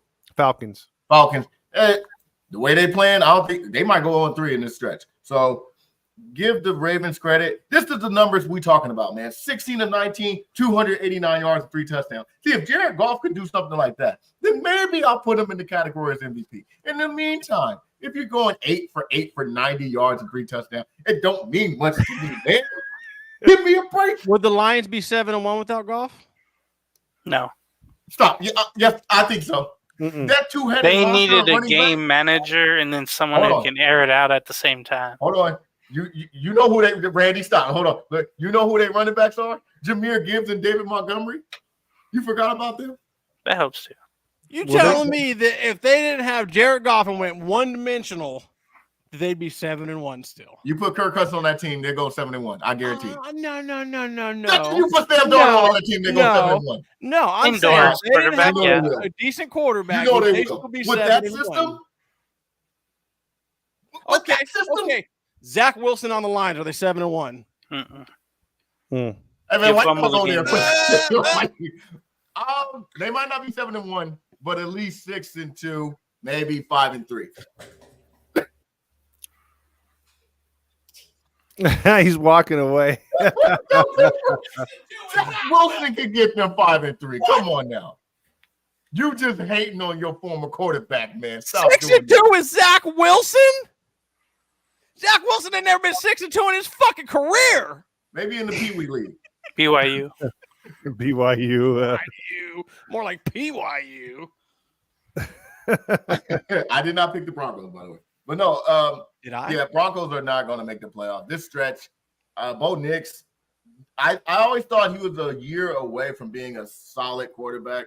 I think next year he'll be pretty good. That defense is starting to wear down. I think the wear and tear of the season. I saw that, Mario. The wear and tear of the season kind of slowing them down. But will they make the playoff? I don't think so. Maybe next year. Okay. The one thing I wanted to see out of this game was the Broncos being competitive against one of the NFL's best. And there was a little seam of that in the first quarter. And then the Ravens remembered who they were and dominated on both sides of the ball. If you're not on the bandwagon right now, I don't know where you are. But Derrick Henry showing Jerry Jones why they should have signed him. He had 2 more touchdowns, another 100-yard game. I think he has something tied with Jim Brown from 1963 or 4, where it was like the most 100-yard games starting a season, and he's done that so far. Lamar Jackson with 3 touchdowns. More Bo Nix, he had the one Philly special thrown to him, but that was a little gimmick play that you could do then, being down by so much. Corey Sutherland putting up good numbers, but the Broncos aren't ready yet. They're not ready for prime time just yet, but it's a good lesson for Bo Nix and the Broncos. Yeah, I think Bo Nix is going to be good quarterback in this league. The offense, it just didn't play all that well. I mean, they played okay. I mean, total 319 total yards, 197 passing yards, 122 on the ground. The only thing with the Broncos, it seemed like they couldn't get any one runner going. It seemed like they were having to distribute the ball amongst many other guys. It just goes to show when the Broncos defense doesn't play well, they are not going to do shit. At least not right now. Not until Bo Nix starts, coming to his own and they can get some fucking weapons out there, on the outside and whatnot. But I mean, we're talking about one of the league's best in the Baltimore Ravens, man, and they're going up against a team that's kind of in a rebuild mode, kind of, reshuffling things with a rookie quarterback. So, I mean, if the Ravens would have lost this, they would have some fucking problems. Yeah. And I probably picked Denver, didn't I? Well, I did. Fuck. I mean, that was your upset special. Was it? I'm a stupid fuck. No, that was me. Oh, that was. Oh, I thought I picked upset. No, okay. that was Todd. I'm smart. Moving on to now Sunshine, but she didn't play that good. 0-5 on the road. She loses to the Eagles 28-23. The team didn't decide to play to the second half. They've done this a lot, guys, where the Jaguars led a team. They spot them about a couple scores, and then they just decide to play, put up a big quarter, make it close, but in the end lose. They are now 2-7. When is Doug Peterson getting fired in your minds? As the Eagles, are the impressive 6-2 or unimpressive? So 2-part question. When is Peterson getting fired? And are the Eagles for real or fool's gold? I'll take this one. I think Doug Peterson gets fired just like Mike McCarthy at the end of the season. Yeah. Unless something traumatic happens where they lose 5 or 4 straight games, then yeah, you pull the cord right away. That's my answer to that one. Eagles are definitely impressive because when you look back at how they were last year, how they finished the season, they started off 10-0, and then next thing you know, they just went on a downfall, and then they got bumped out of the playoffs in the first round after starting off a season excellent. So definitely a bit of surprise. I hate the Eagles. There's no question about that, but I can't be a hater on them. Saquon Barkley has been balling out of his mind. He might even be MVP. Who knows? And that Jalen Hurts, I don't know what was going on in the locker room last year, but whatever it was, it seemed like him and the coach have fixed their issues for now. We'll see what happens at the end of the season. If the coach gets fired, it was something going on. But I'm definitely impressed, to say the least. For me, I'll say with Peterson, if there's a game where they're blowing out and the effort isn't there on both sides of the ball, then I think he'll get fired. But I hope he lasts until the end of the season. With the Eagles, though, the one thing holding them back is their head coach and his decisions keep going for 2-point conversions. And all you need to do is just kick an extra point with Jake Elliott. And that really hurt him in this game and made it closer than it should have been. Instead of a 5-point win, it should have been an 8-point win. They got lucky when there was a red zone, interception to end the game. But yeah, I think with the Eagles right now, they're going off of, playing the bad teams on their schedule. But eventually, like I really want to see them play when they play Washington. That's when I want to see, hey, are they able to beat a young team? and then one with more confidence than the Jaguars right now. So it might be a little they might be fluking right now, but at least they're winning games and not losing them. Yeah. True. Yeah, 100%. I mean, the Eagles in this game, I mean, they just completely outplayed Jacksonville. I mean, Jacksonville got a little trigger happy there, make a game out of it there in the third quarter or whatnot with 16 points. But, I mean, over almost 500 fucking yards, total yards, 200 in the air, 200 on the over 230 on the ground. You're talking 50% on third down. Like, I mean, you're not going to lose too many games if that's what you're putting up on the board.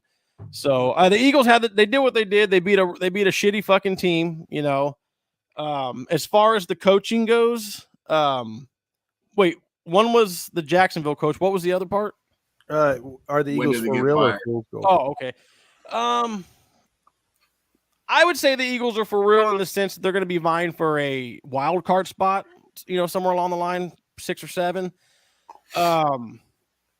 I still think Washington's the division darling. I think they're going to end up winning it. But James is absolutely right. If you really want to see what this Eagles team is, let's see what they do when they go up against Washington. Yeah, that's going to be the test. Those are going to be must-see games too. Yep.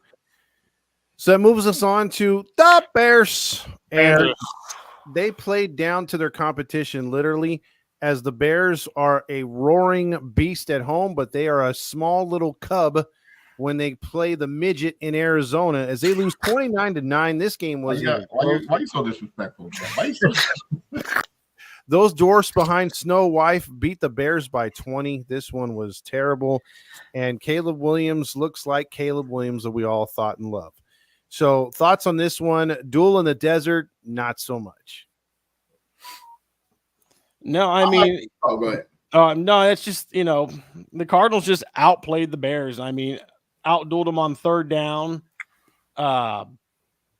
6 yards per play. We're talking 350 total yards, 213 on the ground, dude. Just alone that right there is the story of the game. The Cardinals just absolutely destroyed Chicago on the ground. I said it, last week coming out of that Washington game. I think that loss against Washington, as heartbreaking as it was, I think that was going to send the Bears in a little bit of a tailspin. So it wouldn't surprise me if they lost, including this one, the next two. So that would be this week as well. So, I think the Bears are just a young team, and they got to learn to be able to handle those kind of losses. And I just don't think they're there yet. Sorry, Mario. I'm gonna say this. The defense let them down. We know what they are offensively. Caleb Williams is a year or two away from being a solid quarterback, maybe just solid. I don't see him doing anything other than that, but definitely the defense let him down. I did not expect Arizona to put up 29 points against their defense. That's why I picked them to win. I don't know, man. The Bears look like they starting to slow down a little bit. What you think, Mario? Yeah, they don't look good. Yeah, let me mention about the Bears because they had Khalil Herbert get traded. I forget where, but he said, "Thank God I'm out of here" on X. Man, that's not good. Remember, during the week, Tyreek Stevenson, he took himself out of practice, I believe, on Tuesday or Thursday, and of course, he gave up the Hail Mary there. So it's been a wild 2 weeks, and it just feels like they are quitting on Eberflus, the head coach, and he's probably the next one to go, get fired at least. Their schedule coming up for the Bears. They do have the Patriots next, but after that, it's hard to find a win because they play the Patriots. I mean, the Packers twice. They play the Vikings, the Lions twice, the Vikings twice, the Niners, and the Seahawks. I don't see a win in any of those games, home or away, and it's getting colder for Caleb Williams. He's going to have to wear, like those little pink oven mitts to play in that cold weather in Chicago. But, hey, credit the Arizona Cardinals for rushing on the ground. James Conner's had a solid, quiet year. Like, nobody's talking about him. He's doing well on the ground. Murray didn't put up impressive numbers, but he didn't turn over the ball. That's the big thing. So, yeah, credit to the Cardinals with the rushing game. I believe the backup running back was from Downey High, Amari DeMarcado. And I have to mention him because he went to the old high school I went to, and he had a big run that really blew the game open for the Cardinals. So somehow they're on first place. Yeah, and I'm happy for them because they had no damn expectations. They're like, you and Marvin Harrison Jr., whatever you want to do, Kyler, do. If you want to go play Call of Duty, you go play Call of Duty. Whatever. So they're enjoying first place for now till the Niners get healthy. True. Well, I mean, he's always looking up at his competition. It's just whether he can beat them or not. I mean, we talked about this last man week can't on the control show. his height, Todd. Stop it. When James brought up, the rest of their schedule, I think we talked about it last week or a couple of weeks ago. The Arizona might have been a W if they could pull it off, but the rest of that fucking schedule, man, there's no way the Bears are sniffing the playoffs. Not even a wild card, dude. That is murderer's fucking row. That is. We're going to see a lot of crying from Caleb Williams. Oh, mama better be in the stand.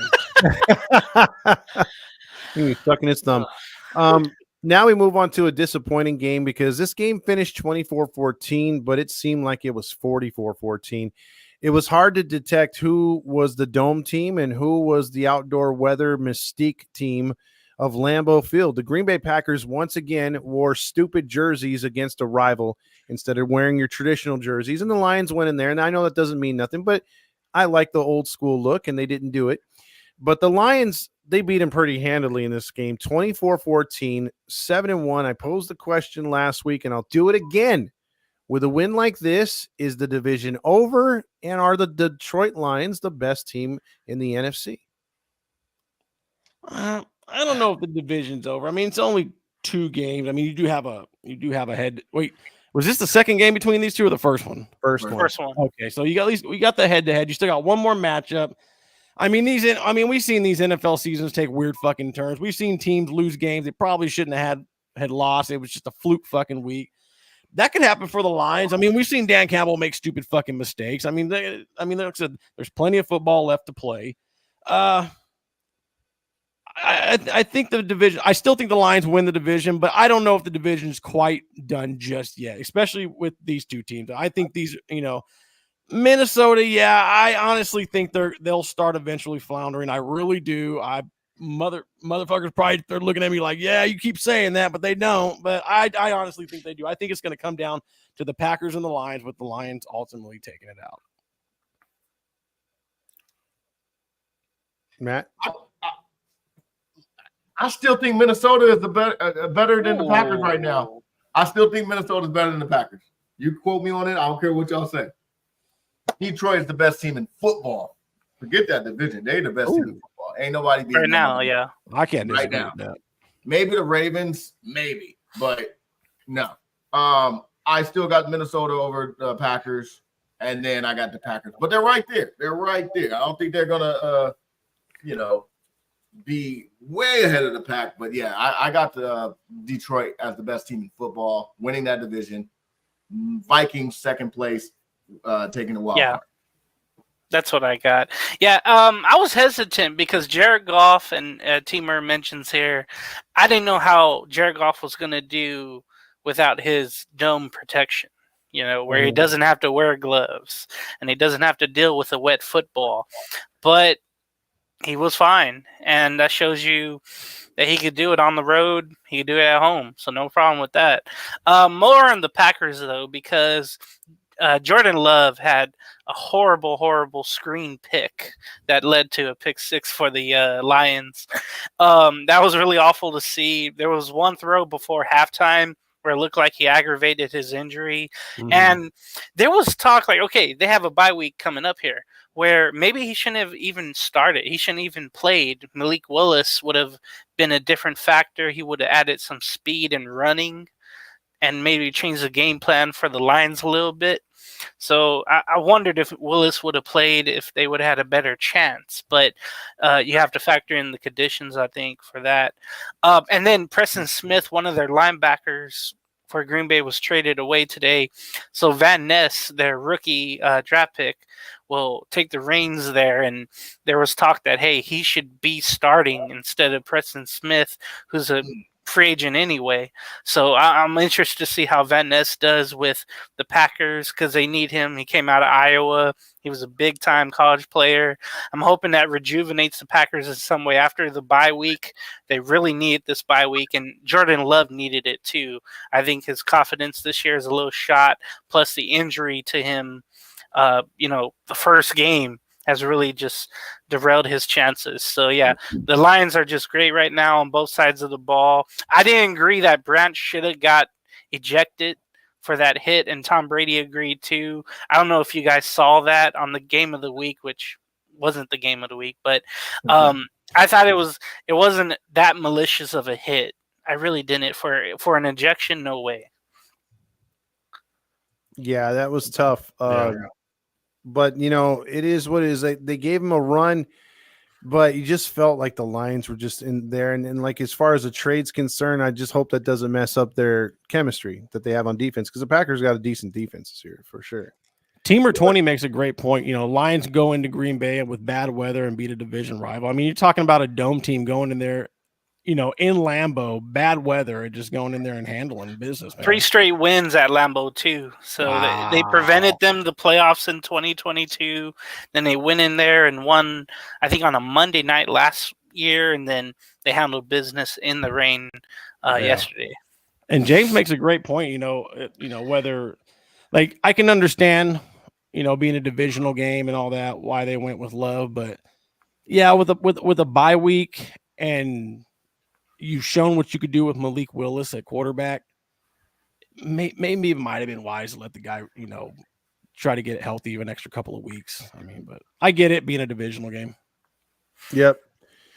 So I'll move us on to Sunday Night Football, where the Colts took on the Vikings. Vikings defense stops the run, and despite turning the ball over themselves 3 times, especially in the first half, pour on 21 points behind Sam Darnold's 3 touchdowns in the second half to defeat the Colts 21-13. Do the Colts win this one with Richardson, or was this just an all-around good Vikings performance? Fine, I'll admit it was an overall good Vikings performance. Come on, man. Well, second half anyway. They were dog shit in that first half. They didn't score a fucking single point. Yeah. There's no way the Colts win this with Anthony Richardson. He'd probably be out by halftime anyway. I don't know. I just honestly, if you want to talk about better teams here, I think the better team just won this game. Great. Look, like I said, I got the Vikings as the second best team in that division. I know you don't like Sam Darnold, Randy, because of your hate and jealousy of how he played with the Jets, but it's okay.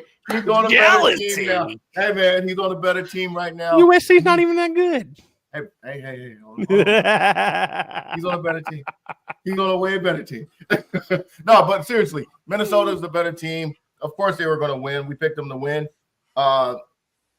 Justin Jefferson, my God, dude, like, he is a blessing for Sam Darnold. I can tell you what, he didn't have that in New York Jets over there. He didn't have no player like Justin Jefferson.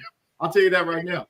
And Aaron Jones as a running back, solid. So I like Minnesota. It was a great win. So it's not Sam Darnold. It's the company around him. They lost 2 games in a row, and they back, baby. I might be a Vikings fan right now. I don't know. This week I might be a Vikings fan. Hey, you just admitted it. It's the company around him. It's not. Hey, man, Sam might Darnold. have a skull hat next week, man. I guarantee you. You're gonna be like, there he is. Take Jefferson away and take Jones away, and what do you? I don't care what you do. They would not be winning without them. Sam Darnold would not be leading them to victories without those 2 players. Hey, the fact of the matter is, he got him, and he's utilizing them. You can't say nothing about him. Give me. No, I'm just saying, but if he didn't have them, we wouldn't be having this conversation. Maybe, but we have it. No.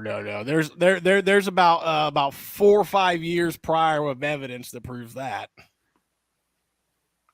Okay, so for me, I love what the Vikings did in the second half. Their defense did well too. For Halloween, I was, this guy. And Joe Flacco put up a performance like that guy. I was really disappointed in him, but I think the Vikings had a good defensive game plan. They stopped Jonathan Taylor. They didn't let anything in the air. So it was a great defensive effort. not only offensively but defensively for Minnesota. That was a good effort by them, especially as Randy mentioned in the second half. But man, that game was not worthy of a Sunday night flex. I know what they were trying to get out of that, but with Flacco being as old as he is, he can only do so much with that offense. And the Colts, they just looked done. I thought that too. I was like, that's a strange matchup for Sunday night. They were just thinking interconference, potential for a shootout, but that didn't happen. Yeah, that's for sure. I'll tell you who lucked out, though. Sunday night didn't luck out, but Monday did.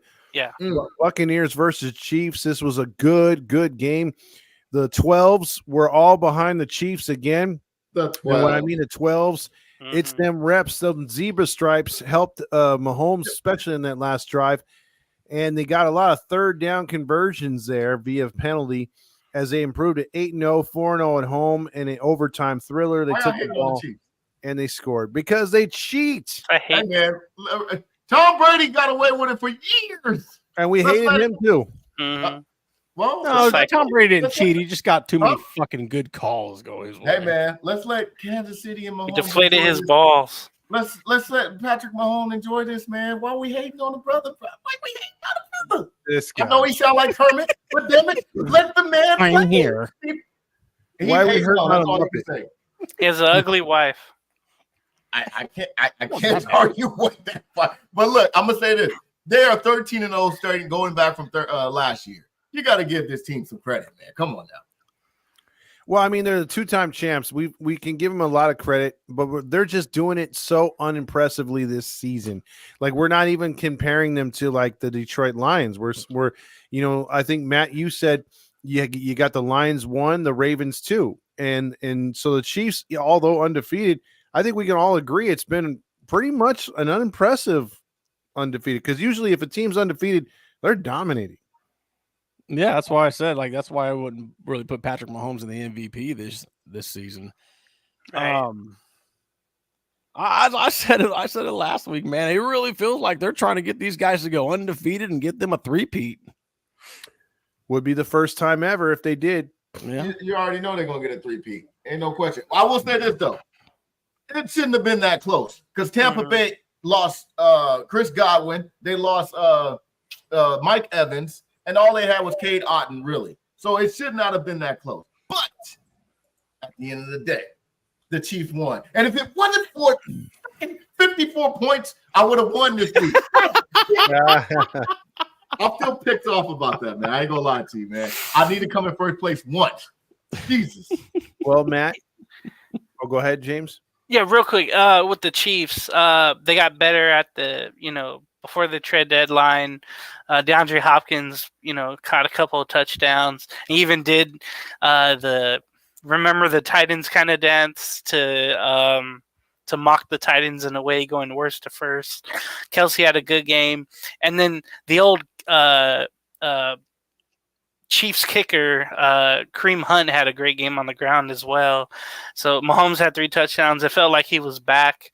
But yeah, credit to Baker Mayfield for even, having the Bucs in the game, without, again, their 3 receivers that they were missing.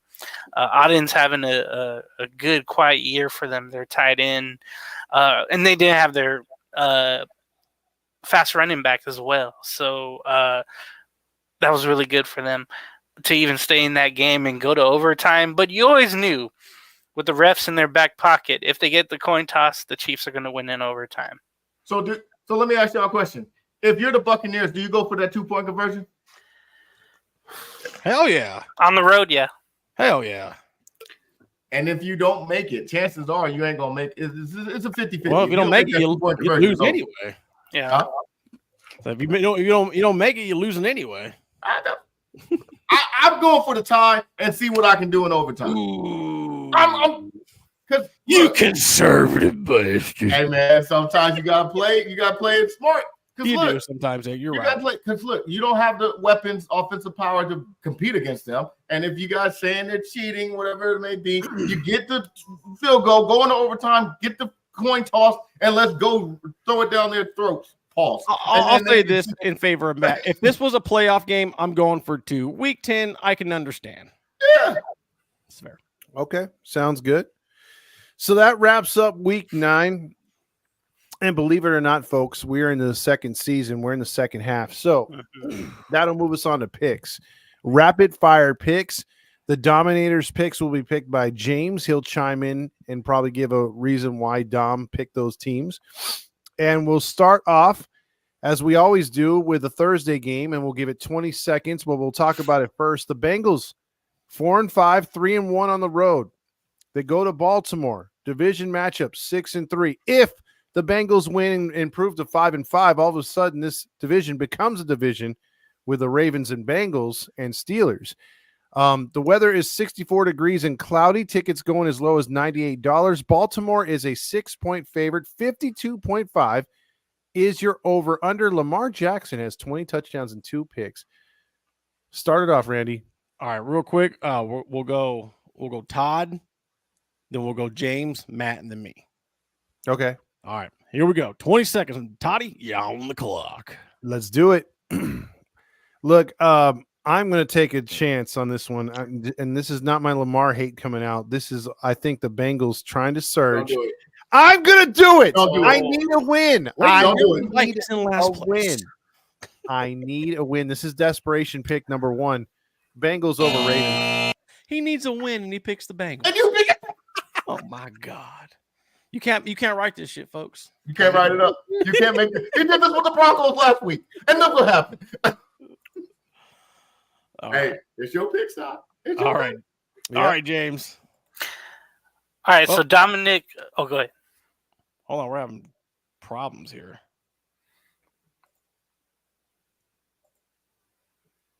There you go. Yeah, I don't know what's going on. The clock's not moving.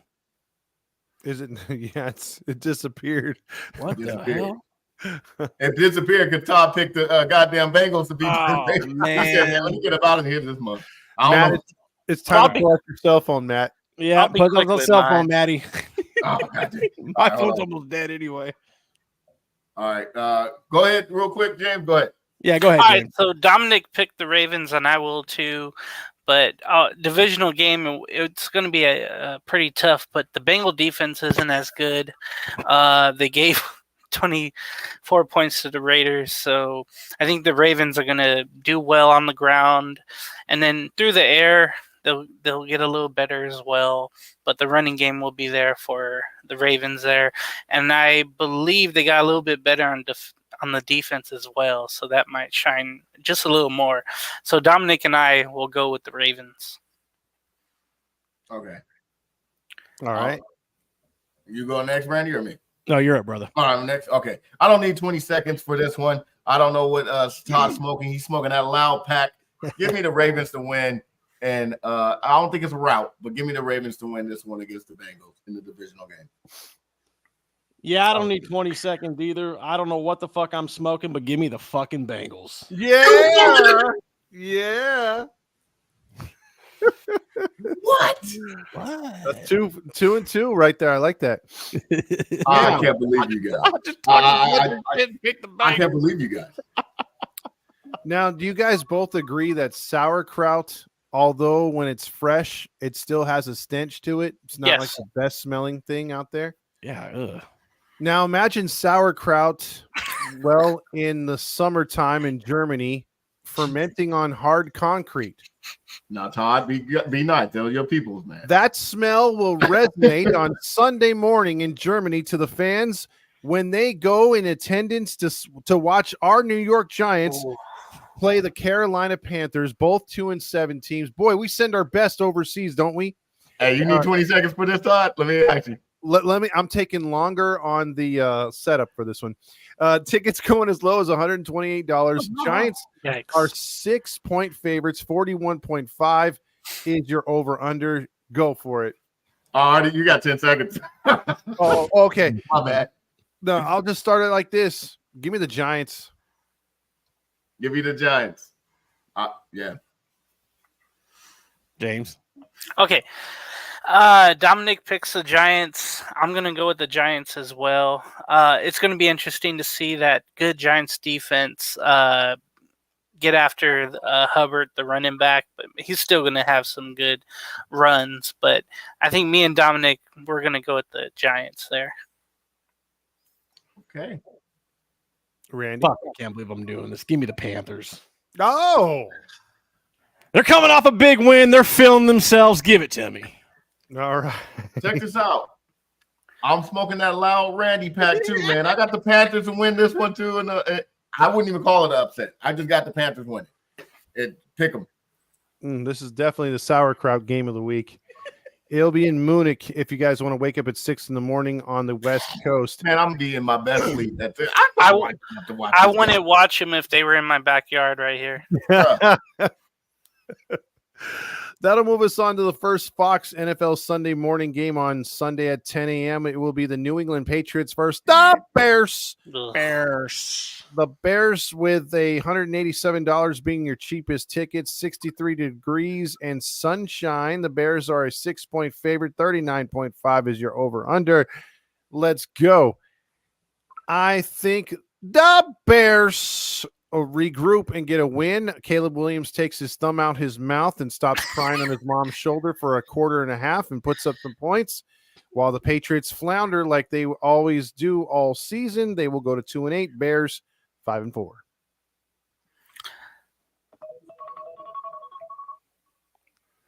Sir Next. James. Let's go. All right, me and Dominic go with the Bears here. I'm not cheating off his test. I'm just thinking the Patriots won't be as good. The Bears defense will finally show up. They'll get some more yards through the air. Undonze had a good game with Williams, and I expect that to happen. The Patriots, they look depleted after that game. So, yeah, we're both going Chicago. Right. Next. Yeah, just give me the Bears. I don't need 20 seconds. I'm gonna chime in on his 20 seconds because I don't need them. Give me the Bears. This should be an easy win. Yeah. They let me down the last 2 weeks, though. I will say this: if they let me down a third time, I'm never picking them again. Give me the Mario's Bears. thinking, shit, clean sweep of the Bears, we're losing. He said, how dare you, Todd? How dare you, Todd? That'll move us on to another game that is a AFC East old rivalry. Mhm. It's Bills versus Colts at Indianapolis. Indianapolis 4-5 versus the Bills 7-2. Buffalo is a 4-point favorite on the road, 45.5. It's in the dome, so no weather. $147 is your cheapest ticket. And let's go. So with the 20 seconds right there, look, I would love to pick Joe Flacco. I think Flacco gets the offense going better this week. However, the Bills are on a roll, and I think they're playing for something. They're playing for respect. They're playing for a first-round bye, maybe, even though they're 2 games behind the Chiefs. They're still trying to hunt them down. So give me the Bills in a blowout. That's what I was just about to say, Mario, with the Bears. That might be the last win this year. Okay, so me and Dominic both are going to go with the Bills here on the road. Mark Cooper should be back, I'm hoping, for the Bills, but their defense has come up good, and the Colts on both sides of the ball just aren't doing anything. So, yeah, I think the Bills win on the road. You need that clock, Randy? We're going to share. Give me the Bills. I'll I share just your can't pick time as against well.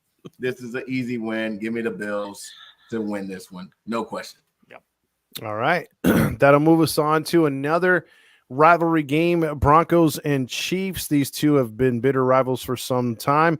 You can throw the records out the window sometimes when these two teams play. 57 degrees, partly cloudy, $175 is your lowest ticket. Maybe the most drama in the game is, will the Swiftie show up or will she be watching somewhere else? Kansas City's an 8-point favorite. 41.5 is your over-under.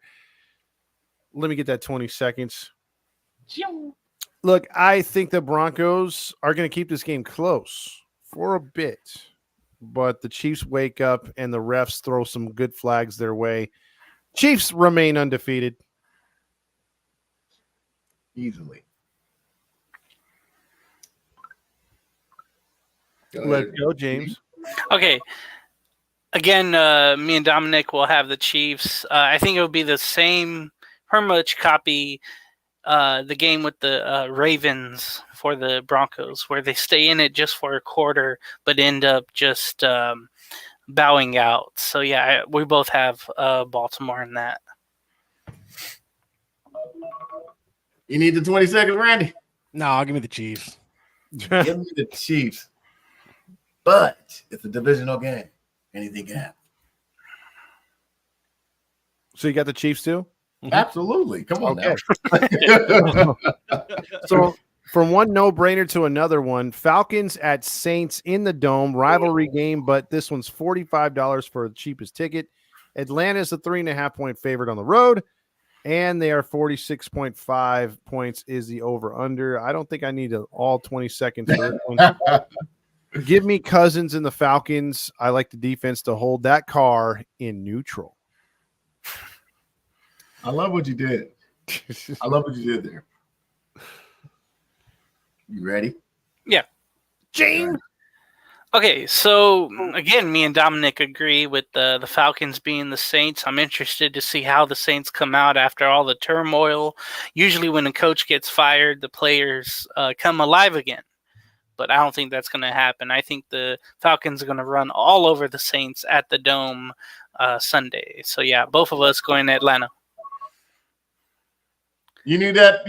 Let's do this last 6 seconds, Randy. You need that clock. Let's do it. Go for it. Falcons. Falcons. There you go. Now you got a possible trap game. The Buccaneers played the Chiefs to tooth and nail. They're 4-5. The Niners are off a bye. They still don't have their Madden curse on the field, but they do have the Super Bowl curse. Tickets going as low as $93. It'll be 79 degrees and humid. Frisco, besides that, or should I say Santa Clara? Santa Clara is a 5.5-point favorite. 51.5 is your over-under. Give me the 20 seconds on this one. I know you need it. Baker Mayfield, baby. I hope the Bucks wear them creamsicles, but I know they won't. They'll disappoint me. I'm a Jersey guy. But anyway, I like the Bucks to shine and upset the 49ers. Give me the Niners over the what was it called? The cursed 49ers. The Niners? Give me the Bucks. Oh, okay. Okay. Go ahead, James. All right, so of course, Dominic goes with the 49ers on the road there after their bye. Man, I really want to pick the Bucks. I feel like just staying in that game yesterday felt good, but I'm going to go the same with Dominic and pick his 49ers to win that game in Tampa. Let's go, Randy. Yeah, I mean, the Bucks are a good team. They're missing some players. I don't know if it's enough to overcome a team like the Niners. Give me the 49ers. I'm going to take your last 9 seconds. I got the Bucks in the upset. I agree with Todd. This is a trap game, and I feel like the Niners are falling into that trap. Give me the Bucks. Wow. I like it. Ooh, I'm taking second place this week. You know what's up and top. Oh, snap. Now we move on to possibly the game of the week, because now it's like, do we trust Jaden Daniels? Can he withstand that huge defense of the Steelers? Does Russell Wilson come through on an improved Washington defense? Well, that's what's going to go down. Steelers 6-2, Commanders 7-2. When's the last time we've talked about the Redskins having a ticket price high of $207? That's the lowest? That's the lowest. It's all the Steelers fans coming in. That's going to be a crazy atmosphere in Washington. The Redskins are 3-point favorites at home. 45.5 is the over-under. Sunshine. Let's get it. Look, this is no disrespect. Look, I hate the woke as far as a franchise.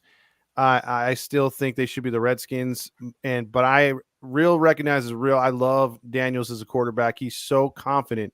He's so fun to watch, and that team under the new coach Quinn is doing so much better. But Tomlinson and the Steelers will curb stomp him, I think. Give me the Steelers.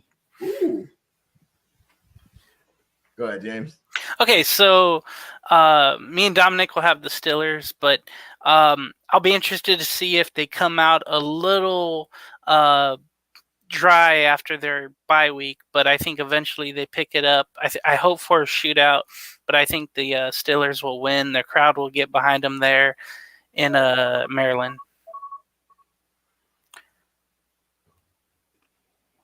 Oh, I've been on the Commanders bandwagon all year, baby. Give me them Washington Commanders, baby, all day. Piggyback on his 20 seconds. I got the Commanders as well, man. I think Jaden Daniels going to pull up the little upset. This is his test of great defense, and I think he's going to overcome it. Give me the Commanders of the Redskins. That man knows ball. Let's see what happens, man. So another Sunday morning game. The Vikings go into the Jaguars. Tickets going as low as $43. 74 degrees, partly cloudy and humid. Minnesota is a 4-point favorite. 47.5 is your over-under. Let me get that 20 seconds. You got it. As good as Sam Darnold is, I agree with Randy. He has his ups and downs, and he can be pretty crappy when he's crappy. And I just have a feeling that combing all that sunshiny hair in that I said I would pick him again. But Sunshine's going to pull up a victory. We go with this. You are what your record is. Go ahead, James. Okay, me and Dominic will have the Vikings. I think if it's a blowout, of course, I think Peterson gets fired. The boos will be, coming down from the Jag fans there. I want to see just how much purple shows up to North Florida there. But Sam Darnold hopefully has a good game there and everything works for him. Yeah, Minnesota. There it is, Randy. Oh, man, I'm increasing that lead for sure this week. Yeah, give me the Vikings, man. I don't know what you're thinking, dude. And we always hear, man, I'm never going to win. You're never going to make me a song, right? Well, you see why. No question, already. Vikes, baby. You're so disrespectful, Randy. Hey, real quick. I don't know, Todd, what you got, man? I need something, bro. I need it. You picked two crazy picks, and if you win, you Houdini. But no, give me the Vikings to win, man. I think this is the game where Peterson says, "I'm throwing in the towel." I'll tell you what. If the fucking hold on, I'm looking at Todd's picks here. Yeah, if the Buccaneers and Jags win this week, I'm gonna give you your flowers, brother. I might make you a song. I like that. What you got, Randy? No, he picked the Vikings. Okay, so next game will be Titans in LA to play the Chargers. Hey, you didn't say it right. Oh yeah, touchdown Titans! Woo! There you go. 2-6, fresh off that victory. They go to LA to play the Chargers. It still sounds weird. Chargers are 7.5-point favorite. Over under is a very low 37.5 because both teams really don't score and they run the ball a lot. Tickets are going as low as $12. I can see that. You need that 20 seconds, Todd? No. Give me the Chargers to win a very ugly football game. You need that 20 seconds, James? No, me and Dominic will pick the Chargers. It's going to be a great defensive effort by old San Diego. But hopefully Herbert, they keep him from getting like pretzeled every 5 games. Seriously, this dude is the toughest quarterback in the league right now. But yeah, both of us going with the Chargers. You need that 20 seconds, Randy. Give me the Chargers. Yeah, give me the Chargers. No question. All right, moving on to another 1:00 game. That would be what was the featured football game for Sunday. The Eagles fly into Dallas to play the Cowboys, who are winless at home. Tickets going as low as $40. That Dak is not playing. 42.5 is the over-under. Eagles a 7-point favorite. I'll make it nice, easy, and quick. I believe they remain winless at home. Give me the Eagles. You don't need 20 seconds? Big game, James. You need it? Nah, both of us will go Philadelphia in this game. I just want to see how much green shows up to Texas Stadium or AT&T Stadium. Just because I feel like Cowboy fans have checked out, like Matt has, and the Eagles right now riding Saquon Barkley, and you saw the great run he did last week, and just being great this year. We're going Eagles. You need that 20, Randy? Yeah, give me a little bit of it. Give a little bit of that time. Is Dak hurt? He's hurt. He's out for 3 okay. weeks. Yeah, I'm gonna go with the Eagles. I mean, your best part of your running game's not playing this week, so. Nah. I love what you did. Yeah, give me the Eagles, man, all day. Now, first of all, okay, y'all being so disrespectful, especially with that one, Randy. That hurt. All right, I'm gonna say this. I don't need 20 seconds. I'm a diehard Cowboys fan, But we're gonna still be at that AT&T Stadium, and I feel like we might get the upset. Not against the Eagles, but we might get an upset. Give me the Eagles, and I hate to say that those words coming out of my mouth are just. Give me the Seagulls. Bitter tasting, ain't it? Seagulls. Bro, I feel your pain. That reminds me of like that. That's like me picking the Niners over the Seahawks or the Rams. It's disgusting. So now we go on to Arizona, where the midget resides underneath the bridge, like he's a little troll. The Cardinals 5-4. He's got a better record than you. This guy, you shut your mouth. Jets fly into Arizona to take on the midgets. Jets are 3-6, 1-4 on the road. Cardinals 5-4, 3-2 at home. Tickets going as low as $44. Arizona is only a 1.5 point favorite. 46.5 is your over under. Give me that 20 seconds. Now, it goes against my judgment, as my judgment's been so good this year. Mhm. But I'm gonna do it to myself again. I'm picking the Jets. I have no faith in the midgets. I think they come up short, very short this Sunday. I see what you did there. I see what you did there. I'll need all 20 for me, Matt. Okay, so this game feels like a pick'em. Dominic is picking the Jets. I'm wondering, if the Jets defense, they stop Connor, then is Murray going to be able to hit McBride and Harrison Jr.? I don't know if that's going to happen. And will the Jets get Adams going? I'm going to go the Jets as well. Wow. Okay. Randy, I know this is your team. I'm going to give you that 20 seconds out of GP. Yeah, the midget doesn't stand a chance. The Jets are going to win this fucking game, baby. This is the comeback. This is the comeback all the way to the AFC Championship. Whoa. Give me the Jets. Oh, shut up, Jacksonville. Don't look at me that way. I have more faith in the WNBA star right now than the Jets make the play. All right. Check this out, guys. I'm going to use my last two. Okay. The Jets did win well last week. I'll give them that.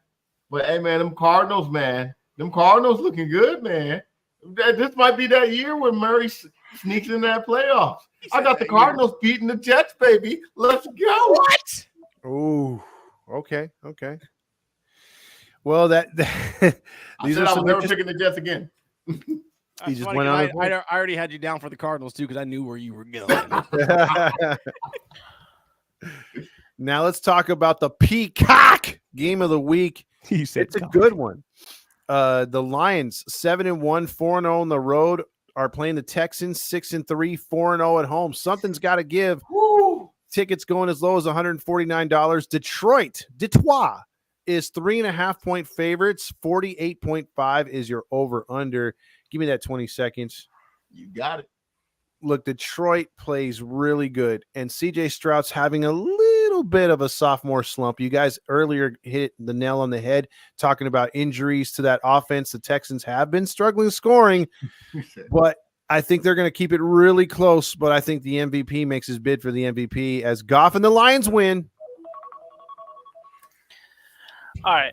Before we start, Dominic says 62 points for the over and under. Oh, that's right. This is the points game, guys. Yeah. For me, I'd go 44.